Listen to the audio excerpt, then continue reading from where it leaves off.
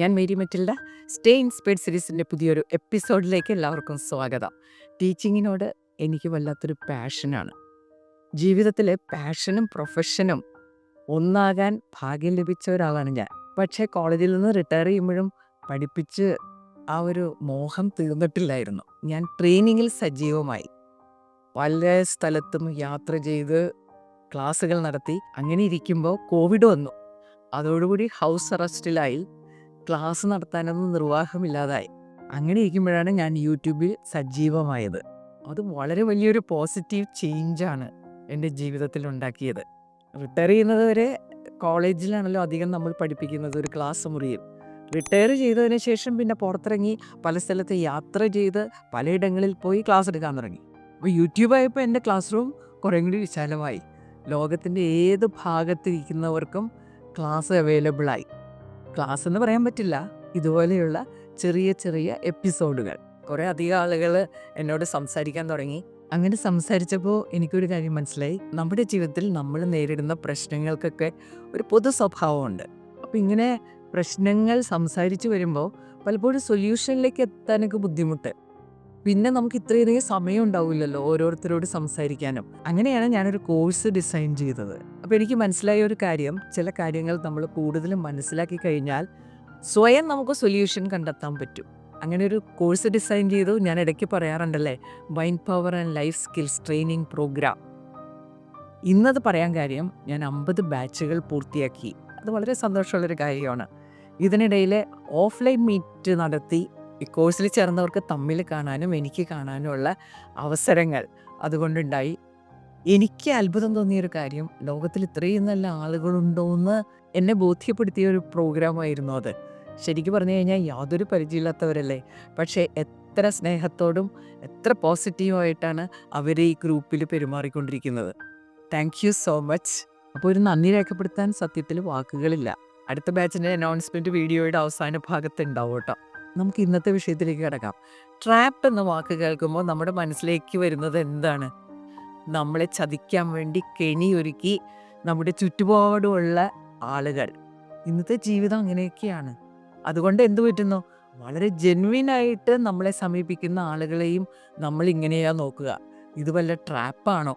കഴിഞ്ഞ ദിവസം എനിക്ക് അക്കൗണ്ടുള്ള ബാങ്കിൽ നിന്നും ഒരു ഫോൺ കോൾ വന്നു. ഫോൺ ചെയ്ത ആൾ പറഞ്ഞതെന്താണെന്നോ, മാഡത്തിനെ ഞങ്ങളുടെ ബാങ്കിലെ ഒരു പ്രീമിയം കസ്റ്റമർ ലെവലിലുള്ള ആളായിട്ട് തിരഞ്ഞെടുത്തിട്ടുണ്ട്.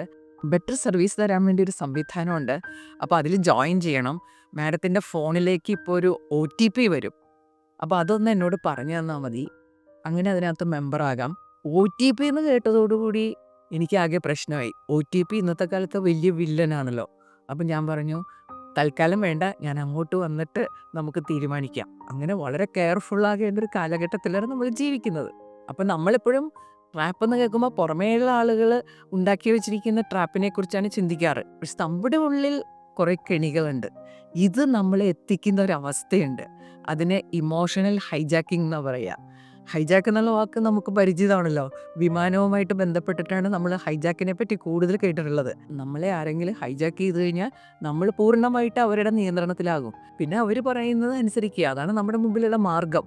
ഇമോഷണൽ ഹൈജാക്കിങ്ങിലും ഇതുപോലെയുള്ളൊരു അവസ്ഥയാണ് സംഭവിക്കുന്നത്. നമ്മളെ ഹൈജാക്ക് ചെയ്യുന്നത് ഇമോഷൻസാണ്. ഈ ഇമോഷണൽ ഹൈജാക്കിങ് സംഭവിക്കുമ്പോൾ എന്ത് പറ്റുമെന്നറിയാമോ? നമ്മൾ ഇമോഷൻസിൻ്റെ നിയന്ത്രണത്തിലായിക്കഴിഞ്ഞാൽ പിന്നെ നമ്മൾ അതിശക്തമായിട്ട് യാതൊരു ചിന്തയും കൂടാതെ റിയാക്ട് ചെയ്യും. എന്താ ചെയ്യുന്നതെന്നോ പറയുന്നതെന്നോ നമുക്ക് ഒരു ബോധം ഉണ്ടാവില്ല. കുറേ കഴിഞ്ഞ് ചിലപ്പോൾ നമ്മൾ പശ്ചാത്തപിക്കുകയും ചെയ്യും. ദേഷ്യം അങ്ങനെയുള്ളൊരു സംഭവമാണ്. അപ്പോൾ നമ്മൾ ഇന്നത്തെ വീഡിയോയിൽ ചർച്ച ചെയ്യാൻ പോണത് ഇതാണ്, എന്താണ് emotional hijacking. Emotional hijacking manage ചെയ്യാൻ വേണ്ടി നമ്മൾ എന്താ ചെയ്യേണ്ടത്? നമ്മൾ ഇമോഷൻസിൻ്റെ കൺട്രോളിലാകുന്നതിന് പകരം ഇമോഷൻസിനെ നമുക്ക് കൺട്രോൾ ചെയ്യാൻ എന്തെല്ലാമാണ് നമ്മൾ ചെയ്യേണ്ടത്? ശരിക്കും പറഞ്ഞു കഴിഞ്ഞാൽ ഈ ഇമോഷണൽ ഹൈജാക്കിങ് നമ്മുടെ ജീവിതം ദുരിതപൂർണമാക്കും. വ്യക്തിപരമായ ജീവിതം മാത്രമല്ല, നമ്മളുമായിട്ട് ബന്ധപ്പെടുന്ന ആളുകളുടെയും ജീവിതം അത് തകർക്കും. നമുക്ക് വിഷയത്തിലേക്ക് കിടക്കാം.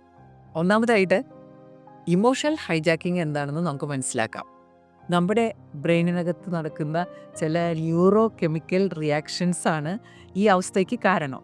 ദേഷ്യവുമായി ബന്ധപ്പെട്ട് നടക്കുന്ന ഇമോഷണൽ ഹൈജാക്കിങ്ങിനെ കുറിച്ചാണ് ഞാനിവിടെ സംസാരിക്കുന്നത്. നമുക്കിഷ്ടപ്പെടാത്തൊരു കാര്യം ഒരാൾ ചെയ്യുമ്പോൾ ചിലപ്പോൾ അയാൾ നമുക്കൊരു ത്രെറ്റായിട്ട് മാറുമ്പോൾ, അയാൾ നമ്മളെ ഇറിറ്റേറ്റ് ചെയ്യുമ്പോൾ, ഹരാസ് ചെയ്യുമ്പോഴൊക്കെ അമഗ്ഡല എന്ന് പറഞ്ഞൊരു പാർട്ടുണ്ട് ബ്രെയിനിനകത്ത്. അത് ചില അപായ സൂചനകൾ നൽകും. അപായ സൂചനകൾ ലഭിക്കുമ്പോൾ ബ്രെയിനകത്തുള്ള ചില ഗ്ലാൻസ് സ്ട്രെസ് ഹോർമോൺസ് പ്രൊഡ്യൂസ് ചെയ്യും. ആഡ്രിനാലിൻ, കോർട്ടിസോൾ എന്ന 2 പ്രധാനപ്പെട്ട സ്ട്രെസ് ഹോർമോൺസ് ഉണ്ട്. ഇത് പ്രൊഡ്യൂസ് ചെയ്തതോടുകൂടി ശരീരം റെഡിയാകും. ദേഷ്യം വരുമ്പോൾ നമ്മൾ ഫൈറ്റിനാണ് റെഡിയാവുക. അപ്പോൾ അതിശക്തമായിട്ട് നമ്മൾ റിയാക്ട് ചെയ്യും അല്ലേ. നമുക്ക് ആ സമയത്ത് എന്താ പറയുന്നതെന്ന് അറിയില്ല, എന്താ ചെയ്യുന്നതെന്ന് അറിയില്ല, ഒരു ബോധമില്ലാത്ത രീതിയിൽ പെരുമാറും. അമ്മമാരും മക്കളെയൊക്കെ അടിക്കുന്ന കണ്ടിട്ടില്ലേ? സ്നേഹമില്ലാത്തത് കൊണ്ടാണോ? അതുപോലെയാണ് നല്ല ദേഷ്യം വന്നിട്ട് അടുത്ത കൂട്ടുകാരനെ കൊല്ലുക. കൂട്ടുകാരനെ മാത്രമല്ല, ഫാമിലിയിൽ അച്ഛൻ മക്കളെ കൊല്ലുക, മക്കൾ അച്ഛനെ കൊല്ലുക, ആക്രമിക്കുക, ഇങ്ങനെ എന്തെല്ലാം സംഭവിക്കുന്നു.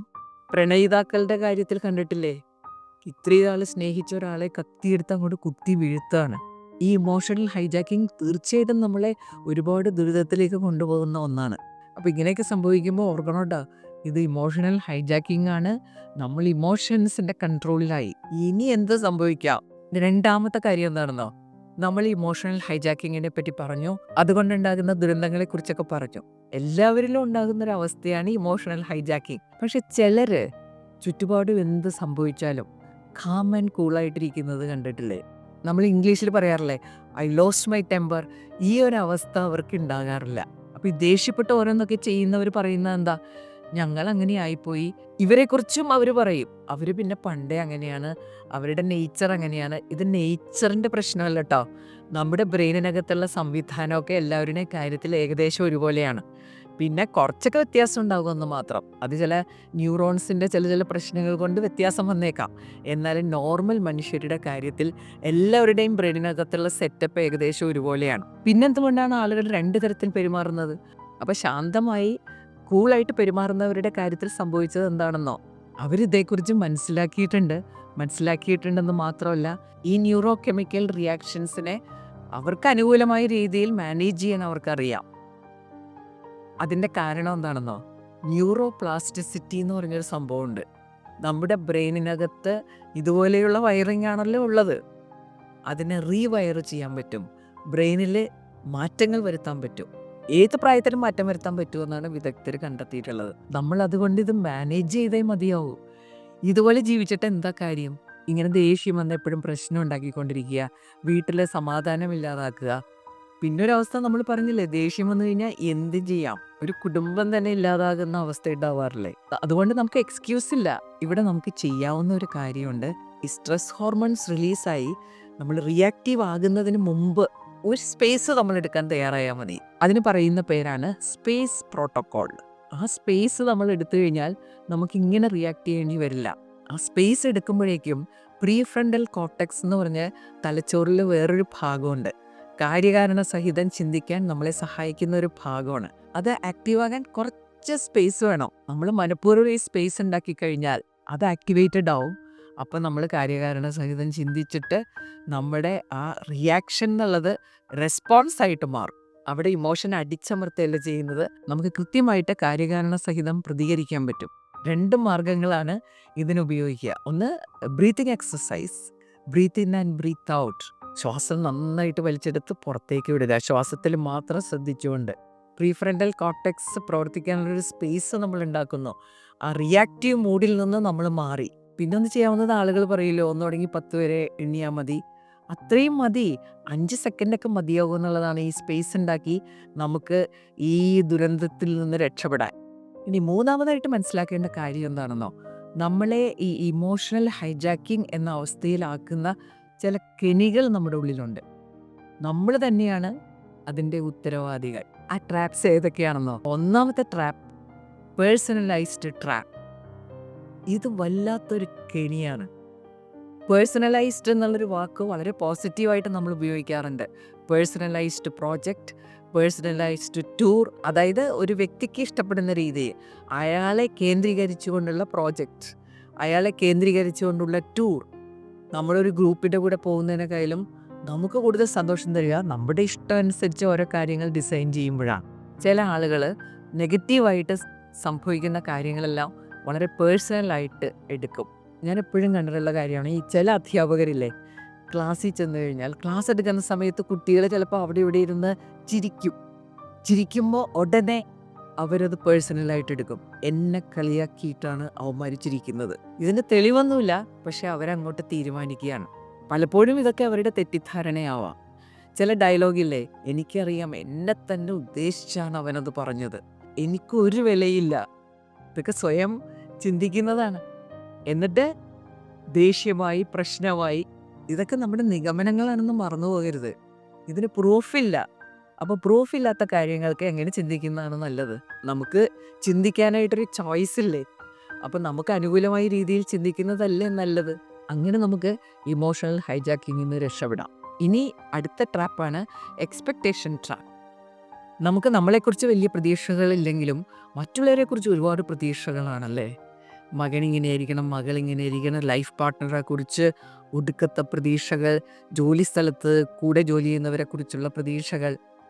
ഇത് പോവണിയാതെ വരുമ്പോൾ പലരുടെ കേസിലും ഇമോഷണൽ ഹൈജാക്കിങ് എന്നുള്ളൊരവസ്ഥ ഉണ്ടാകാനിടയുണ്ട്. വീട്ടിൽ മകനോ മകളോ പരീക്ഷയ്ക്ക് മാർക്ക് കുറഞ്ഞു എന്ന് വന്ന് പറഞ്ഞാൽ ചില ആളുകൾ എങ്ങനെയൊക്കെയാണ് പ്രതികരിക്കുന്നതല്ലേ. ശകാരം മാത്രമല്ല, ചിലപ്പോൾ നല്ല അടി കൊടുക്കും. മേലാൽ എൻ്റെ മുന്നിൽ വന്നു പോകരുത്, അയാളെ ആകെ താഴ്ത്തിക്കളയുന്ന രീതിയിൽ സംസാരിക്കും. ഇതെല്ലാം ഇമോഷണൽ ഹൈജാക്കിങ്ങിൻ്റെ റിസൾട്ടാണ്. ശരിക്കും പറഞ്ഞു കഴിഞ്ഞാൽ നമുക്കിങ്ങനെ പ്രതീക്ഷിക്കാൻ അവകാശമുണ്ടോ? നമ്മളെങ്ങനെയാണെന്ന് ആദ്യം ചിന്തിച്ചു കഴിഞ്ഞാൽ ഇങ്ങനെ പ്രതീക്ഷിക്കാൻ യാതൊരു അവകാശവും ഇല്ലെന്ന് നമുക്ക് ബോധ്യപ്പെടും. കൊച്ചു കുഞ്ഞുങ്ങൾ മുതിർന്ന ആളുകളെ പോലെ പെരുമാറണം എന്ന് നമ്മളങ്ങോട്ട് മനസ്സിൽ ചിന്തിക്കുകയാണ്. അവരുടെ ബ്രെയിനൊന്നും ഡെവലപ്പ് ചെയ്തിട്ടില്ല. അവർ പെട്ടെന്ന് ഒരു ചിന്തയും കൂടാതെ പല കാര്യങ്ങൾ ചെയ്യും. ഇപ്പോൾ കൊച്ചു കുഞ്ഞുങ്ങളോട് പോലും ദേഷ്യപ്പെടാൻ ഈ എക്സ്പെക്റ്റേഷൻ ട്രാപ്പ് കാരണമായി മാറാറുണ്ട്. ഒരു കാര്യം നമ്മൾ ആലോചിക്കണം, നമ്മളെക്കുറിച്ച് നമുക്ക് പ്രതീക്ഷകളൊക്കെ ആവാം. മറ്റുള്ളവരൊക്കെ വളരെ വ്യത്യസ്തരായ വ്യക്തികളാണ്. അവരെങ്ങനെ ആയിരിക്കണം എന്ന് പ്രതീക്ഷിക്കാനുള്ള അവകാശം നമുക്കില്ല.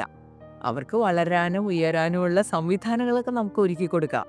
അതിനപ്പുറം പ്രതീക്ഷകൾ വളർത്തിയിട്ട് അതനുസരിച്ച് അവരായില്ലെങ്കിൽ അത് ഇമോഷണൽ ഹൈജാക്കിങ്ങിലേക്ക് നമ്മളെ കൊണ്ടുപോകുന്ന ഒരു ട്രാപ്പാണ്. അവിടെ 2 കാര്യങ്ങൾ ഓർക്കണം കേട്ടോ. ഒന്നെന്താണെന്നോ, ഈ പറയുന്ന വ്യക്തികൾ നമ്മുടെ എക്സ്പെക്റ്റേഷൻ അനുസരിച്ച് കാര്യങ്ങൾ ചെയ്യുന്നില്ല. വേറെ ചില കാര്യങ്ങളിൽ ഇവർ നമ്മുടെ എക്സ്പെക്റ്റേഷന് അപ്പുറം പെർഫോം ചെയ്യുന്നുണ്ട്. പക്ഷെ അത് നമ്മൾ കാണില്ല. നമുക്കെപ്പോഴും ഒരു നെഗറ്റീവ് ഇൻക്ലിനേഷൻ ഉള്ളതുകൊണ്ട് അവർ ചെയ്യാതിരിക്കുന്ന കാര്യങ്ങളെ നമ്മുടെ ശ്രദ്ധയിൽപ്പെടും. രണ്ടാമത് ഓർക്കേണ്ട കാര്യം എന്താണെന്നോ, ഈ എക്സ്പെക്റ്റേഷൻ എന്ന് പറയുന്ന സാധനം നമ്മുടെ സന്തോഷം ഇല്ലാതാക്കുന്ന ഒന്നാണ്. പ്രതീക്ഷയുടെ ലെവൽ കൂടുന്നവരും നമ്മുടെ സന്തോഷം കുറയും. എൻ്റെ മകൾക്ക് ഫസ്റ്റ് ക്ലാസ് കിട്ടി, എനിക്കൊരു സന്തോഷമില്ല. കാരണം ഞാൻ അവൾക്ക് ഡിസ്റ്റിങ്ഷൻ കിട്ടുമെന്ന് പ്രതീക്ഷിച്ചു. അപ്പോൾ ഇങ്ങനെ പ്രതീക്ഷകൾ നമ്മുടെ സന്തോഷത്തെ ഇല്ലാതാക്കുന്ന ഒന്നുകൂടിയാണ്. ഒരു യാഥാർത്ഥ്യ ബോധത്തോടു കൂടിയിട്ടുള്ളൊരു എക്സ്പെക്റ്റേഷൻ, അത് നമുക്ക് പ്രാക്ടീസ് ചെയ്യാം. മൂന്നാമത്തെ ട്രാപ്പാണ് കൺട്രോൾ ട്രാപ്പ്. ഇത് വലിയൊരു പ്രശ്നമാണ് കേട്ടോ. എല്ലാവരെയും കൺട്രോൾ ചെയ്യണം. അവരുടെ ഇഷ്ടം മറ്റുള്ളവരുടെ മേൽ അടിച്ചേൽപ്പിക്കണം. കാപ്പി പിടിക്കാൻ പോയാൽ പോലും എന്ത് ഭക്ഷണം കഴിക്കണമെന്ന് അവർ തീരുമാനിക്കും. അവരുടെ ഇഷ്ടമനുസരിച്ചുള്ള ഒരു സാധനം ഓർഡർ ചെയ്യും. എന്തിനും ഏതിനും കൺട്രോൾ ചെയ്യുന്നവരെ കണ്ടിട്ടില്ലേ? ഒരു ഡ്രസ്സ് എടുത്തിറങ്ങിയ, അയ്യോ ഈ ഡ്രസ്സ് മാറുന്ന, നിനക്ക് മറ്റേ ഡ്രസ്സാണ് നല്ലത്, അതെടുത്തുടുക്കൂ. ഒരു ഡ്രസ്സ് ധരിക്കാനുള്ള ഒരു ഫ്രീഡം കൂടെയുള്ളവർക്ക് ഇല്ലാതെ വരുന്നു. അവരുടെ ഇഷ്ടം സാധിക്കാതെ വരുമ്പോൾ നേരത്തെ പറഞ്ഞ അവസ്ഥ ഉണ്ടാകാം. ഞാൻ കഴിഞ്ഞ ദിവസം ട്രെയിനിൽ യാത്ര ചെയ്യുമ്പോഴേ ഒരാൾ ഇങ്ങനെ ഫോൺ ചെയ്യുകയാണ്. പെട്ടെന്ന് അയാളുടെ ശബ്ദം ഇങ്ങനെ ഉയരാൻ തുടങ്ങി. ദേഷ്യഭാവത്തിലാണ് അയാൾ സംസാരിക്കുന്നത്. വീട്ടിലാരോടോ സംസാരിക്കുന്നതായിട്ടാണ് എനിക്ക് ഫീൽ ചെയ്തത്. എവിടെയോ പോയോ എന്ന് അയാൾ ചോദിച്ചു. അപ്പോൾ പോയി എന്നാണ് അവിടെ നിന്ന് ഉത്തരം കിട്ടിയിട്ടുണ്ടാവുക. എനിക്ക് കൃത്യമായിട്ടൊന്നും കേൾക്കാൻ പറ്റിയില്ല. ഇയാൾ ഉടനെ ചോദിക്കുക, ഏത് കാറിലാണ് പോയത്? ഒരാവശ്യമില്ല അതൊക്കെ ചോദിക്കേണ്ടതല്ലേ. അപ്പോൾ അവരേതോ കാറ് പറഞ്ഞു. അപ്പോൾ ഇയാൾ പറയാം, ഞാൻ പറഞ്ഞിട്ടില്ലേ ആ കാറില്ല മറ്റേ കാറിൽ പോകണമെന്ന്. പറഞ്ഞതനുസരിച്ചാൽ എന്താ? ഇയാൾ ഭയങ്കരമായിട്ട് ചൂടാവുകയാണ്. അപ്പോൾ അയാളുടെ സുഹൃത്താണെന്ന് തോന്നണം അടുത്തിരുന്ന് ഇങ്ങനെ പതുക്കെ പതുക്കെ തട്ടുന്നുണ്ട്. ആ സ്പേസ് കിട്ടിയപ്പോൾ പതുക്കെ അയാളൊന്ന് ശാന്തനായി. ഈ ട്രാപ്പിൽപ്പെട്ട് കുടുംബജീവിതം തകർക്കുന്ന എത്രയോ പേരുണ്ട്. എല്ലാത്തിനും ഇടപെട്ട്. അവിടെ ഒരു കാര്യം മനസ്സിലാക്കേണ്ടത്, ഈ കൺട്രോൾ അധികം ആർക്കും ഇഷ്ടപ്പെടുന്ന ഒരു കാര്യമേ അല്ല. കൺട്രോൾ ചെയ്യുമ്പോൾ നമ്മൾ എന്താ ചെയ്യണത്? നമ്മുടെ ഇഷ്ടം അയാളിൽ അടിച്ചേൽപ്പിക്കാൻ ശ്രമിക്കുകയാണ്. അപ്പോൾ ഓർക്കണം, അയാൾക്കും ഇഷ്ടങ്ങളില്ലേ? ആ ഇഷ്ടത്തിന് പ്രാധാന്യമില്ലേ? ഈ കൺട്രോൾ ചെയ്ത് ചെയ്ത് ചെയ്ത് സകല ബന്ധങ്ങളും തകരാറിലായവരെ എനിക്കറിയാം. ഇതൊക്കെ സിമ്പിളായിട്ട് നമുക്ക് സോൾവ് ചെയ്തൂടെ? നമുക്ക് നമ്മളെ തന്നെ കൺട്രോൾ ചെയ്യുന്ന ആ ഒരു ചലഞ്ചില്ലേ, അത് ഏറ്റെടുക്കുക. ഇനി കൺട്രോൾ ഇഷ്ടപ്പെടുന്ന ചിലരൊക്കെ ഉണ്ടാകും, അവരെ കണ്ടെത്തി അവരെ കൺട്രോൾ ചെയ്താൽ കുഴപ്പമൊന്നുമില്ല. വീഡിയോ ഇവിടെ അവസാനിക്കുകയാണ്. നേരത്തെ പറഞ്ഞ പ്രോഗ്രാമില്ലേ, mind power and life skills, November മാസത്തിലെ പ്രോഗ്രാം 12-ാം തീയതി തുടങ്ങി 19-ാം തീയതി വരെയാണ്. ചില ആളുകൾ എനിക്ക് റിക്വസ്റ്റ് അയച്ചിട്ടുണ്ട്, അവർക്കൊക്കെ ഞാൻ മറുപടി അയക്കുന്നതാണ്. അപ്പോൾ ഇമോഷണൽ ഹൈജാക്കിങ്ങിനെ കുറിച്ചും അതിൽ നിന്നുണ്ടാകുന്ന പ്രശ്നങ്ങൾ അതെങ്ങനെ സോൾവ് ചെയ്യാം, അങ്ങനെയുള്ള കാര്യങ്ങളാണ് നമ്മളിന്ന് ചർച്ച ചെയ്തത്. ഇതിൻ്റെ ശാസ്ത്രീയ വശങ്ങൾ മനസ്സിലാക്കുമ്പോൾ നമുക്കിതെല്ലാം മാനേജ് ചെയ്യാൻ പറ്റും എന്നുള്ളൊരു കോൺഫിഡൻസ് കിട്ടും. ഇമോഷണൽ ഹൈജാക്കിങ് എങ്ങനെ ഉണ്ടായി എന്ന് നമ്മൾ മനസ്സിലാക്കി അതിനെ വേണ്ട തരത്തിൽ മാനേജ് ചെയ്യാൻ എങ്ങനെ സാധ്യമാണ് എന്നതിനെക്കുറിച്ച് നമ്മൾ ചിന്തിച്ചു. അപ്പോൾ സ്പേസ് പ്രോട്ടോക്കോൾ, അതിലേക്ക് നയിക്കുന്ന ചില ട്രാപ്സ്, അതിൽ പെടാതിരിക്കുക, ഇതൊക്കെ അതിനുള്ള വഴികളാണ്. അടുത്ത ആഴ്ച പുതിയൊരു വീഡിയോയുമായിട്ട് നമുക്ക് വീണ്ടും കാണാം. Thank you.